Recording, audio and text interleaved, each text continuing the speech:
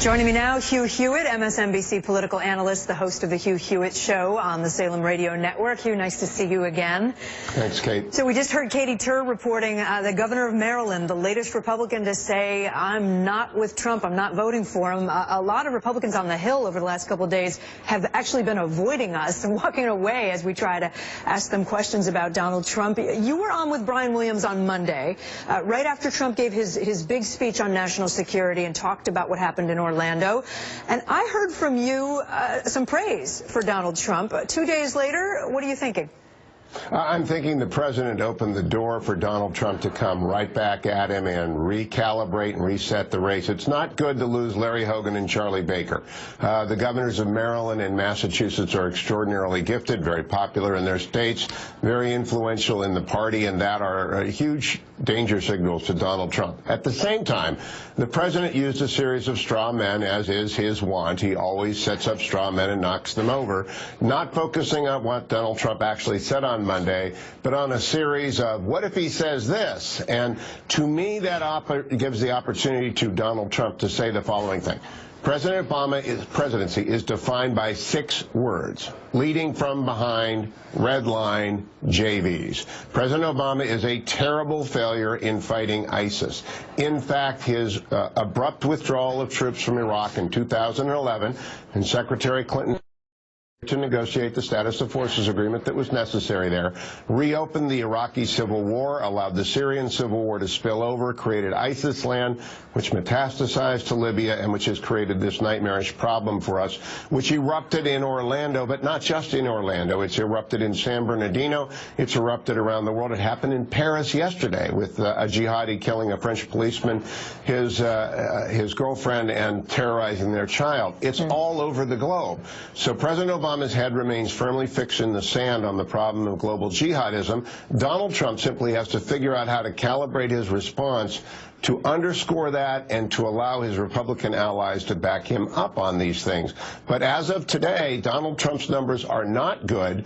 But I have said from the beginning, this election will be decided in the fall, depending upon events that occur like the horrible tragedy in Orlando. And I don't think I'm the only American, Kate, who's very upset with the president within 48 hours of a massacre, not talking about the victims, many of whom are fighting for lives, but in effect initiating a conflict with Donald Trump over things that Trump did not actually say on Monday, but things the president wished he had said so he could politicize them. Well, to be fair, Donald Trump gave his speech first, and Hillary Clinton on Monday, and it was yesterday, Tuesday, that Obama was responding to him. Can I move, though, to gun control issues? Because I want to ask you about this. Trump says he's going to meet with the NRA. He tweeted today saying that he actually agrees with the idea of restricting guns for people who've been or are on a terror watch list. That's a position that Gallup found 71% of Americans think would be effective. The NRA put out a statement. It reads in part, the NRA believes that terrorists should not be allowed to purchase or possess firearms, period. At the same time, due process protections should be put in place that allow law-abiding Americans who are wrongly put on a watch list to be removed. My question is, you've got Trump talking about this. You've got the Democrats filibustering as we speak on the floor of the Senate. Orrin Hatch just told one of our producers that this is a time when maybe we can work together. Are we at a moment, do you think, with a Republican candidate saying this, that maybe we could find one area of common ground? Senator Cornyn offered an amendment to this bill last year about watch list protections, which the Democrats but Democrats rejected. didn't think it went far enough. And so there is common ground, but the Democrats can't dictate terms because there are due process issues and Second Amendment issues. I'd point out, Kate, I listened to Secretary of State Clinton's comments.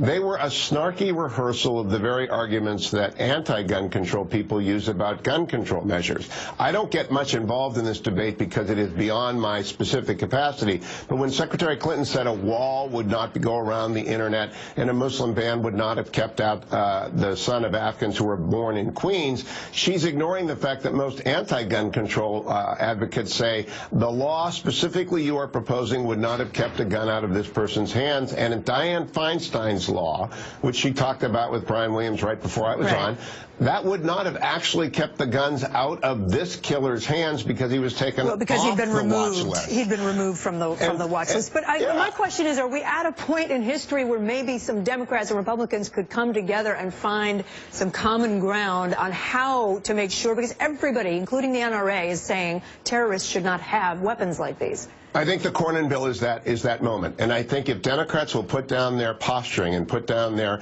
demand for their way or the highway, you could pass the Cornyn bill and see if it worked. And so I think the onus is on Democrats to give up the politicizing of tragedy. And it really does bother me we're doing this 48 hours after a massacre as opposed to waiting to see what the bill language is and having a filibuster when John Cornyn offered up a bill. If you get serious, Democrats, things can be done. But if you just want an issue, nothing will happen. And right now it looks to me like they just want an issue. Talk radio host Hugh Hewitt, good to have you with us. Thank you.